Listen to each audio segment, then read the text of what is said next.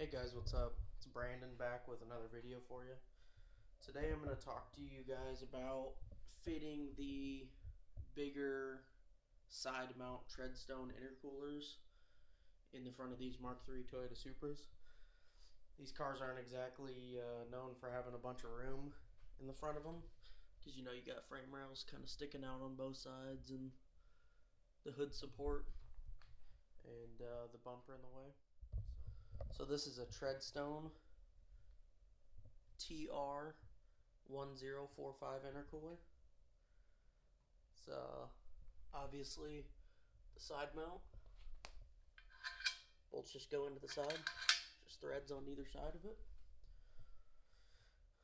This is the intercooler that Treadstone claims is efficient to like 850 horsepower or so.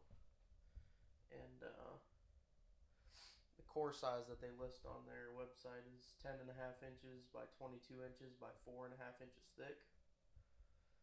3 inches inlet, 3 inches outlet. Which, that's main problem number one on these cars. 4.5 inch thick core. You really don't have much room in the front of these. Because you know, you have your hood support and then the bumper kind of sits right out here, so you're kind of limited on what you can do with these. But this intercooler, I figured out a cool trick for this chassis specifically for these. So I got this intercooler thinking that I could run the side mounts directly into the frame rails, which actually worked out really good. A lot of people have trouble mounting intercoolers in this car, and I hate the cheesy, you know, bent flat stock, you know, aluminum flat stock. You know, you got weird bends and weird angles and all that stuff. Just looks cheesy to me. So these have I believe it's a 8 by 125 millimeter metric thread in the ends of these, both sides. They do not protrude into the intercooler, so you don't have to worry about sealing them or anything. But on these chassis, they have, at least the turbo ones I believe, have one hole here from the factory on the insides of the frame rails.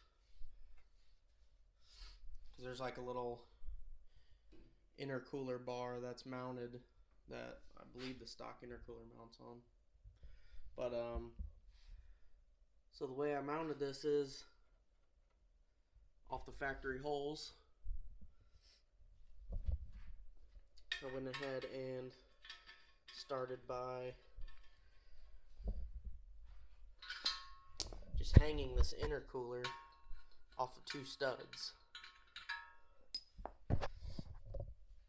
So just one stud on the top of each side, you know, stuck it in there sideways, pushed it in as far as I could, you know, got the other one to pass up, and then put it over in the center.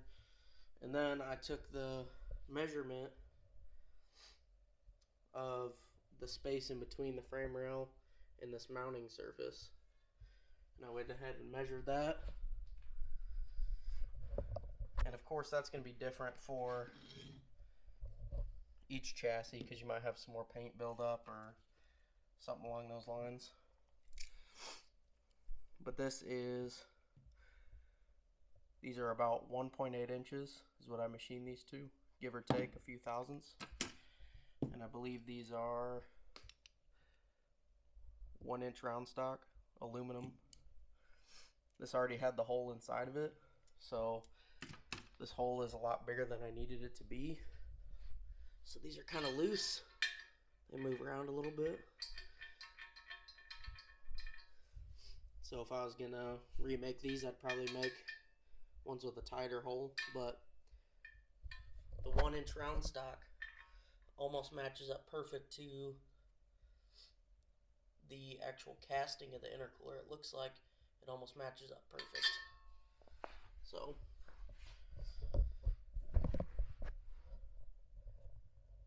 basically I just, like I said, hung it off there, measured the distance in between, cut 4 of these spacers, and I got some shorter studs for the bottom. These are just junk studs I had laying around just for mock-up.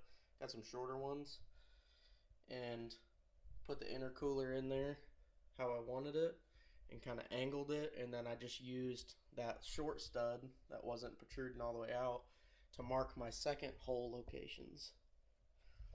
So if you notice, these holes are not exactly parallel, or straight up and down rather.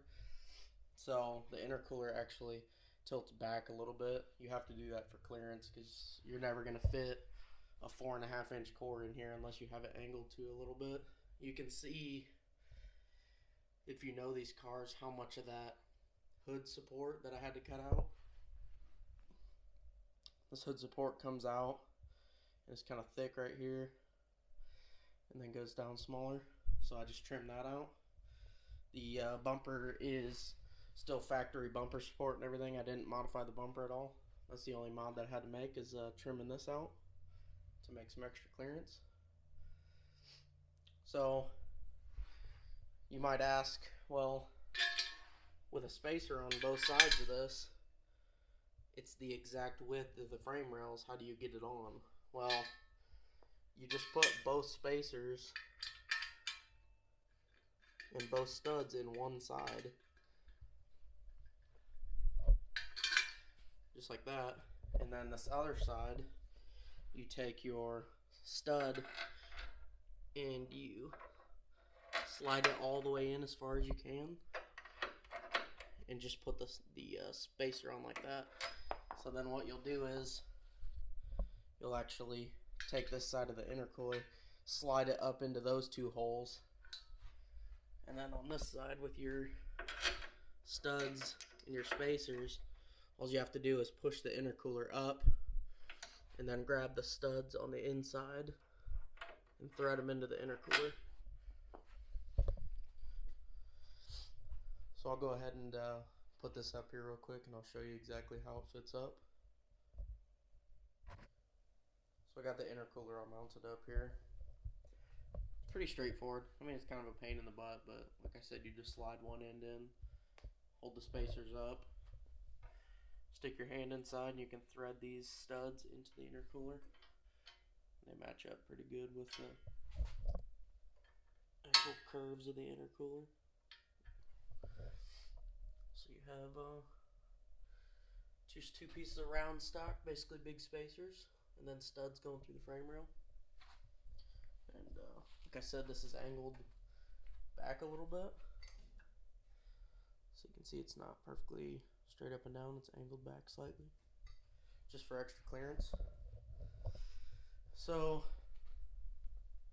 you have to cut these spacers just a little bit shorter, obviously, to get them in there, or else you're gonna just tear up all the paint.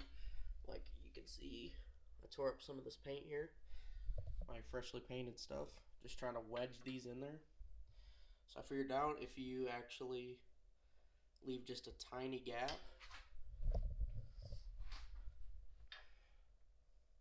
just barely anything. I have probably like I think I measured like a 16th or a little over a 16th inch gap or something like that. When you actually, this frame rail is just like boxed in, you know, sheet metal. So it's just a piece of sheet metal here, and then it's all, you know, pinch welded together. Well, when you take your nuts and put them on the inside of the frame rail, both sides here, you can actually get the frame rail to slightly flex and actually take up that little bit of a gap right there.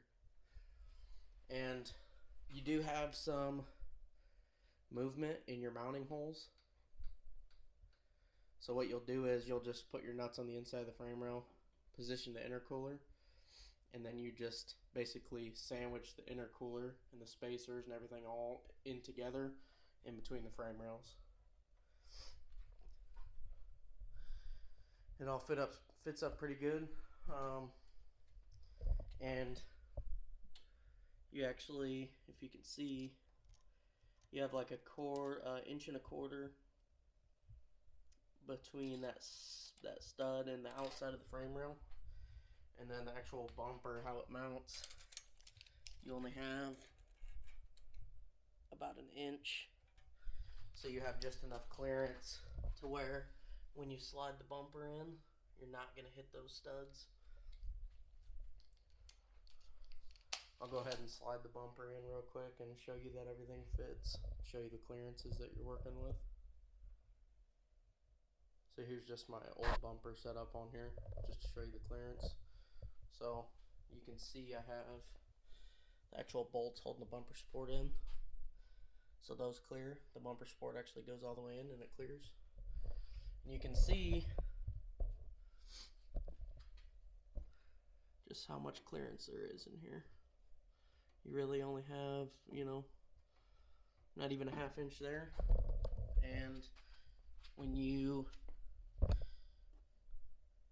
angle this back a little bit, like how it would sit when you have it bolted tight, you have about a, say, ½ inch on that pinch weld between the bumper support and the intercooler. So when it's all said and done, you have at least a ½ inch on both sides. In between the hood latch support and the bumper support, you have a ½ inch on each side, and it sits in there real good. And as far as the height, it sits up in there like almost perfect.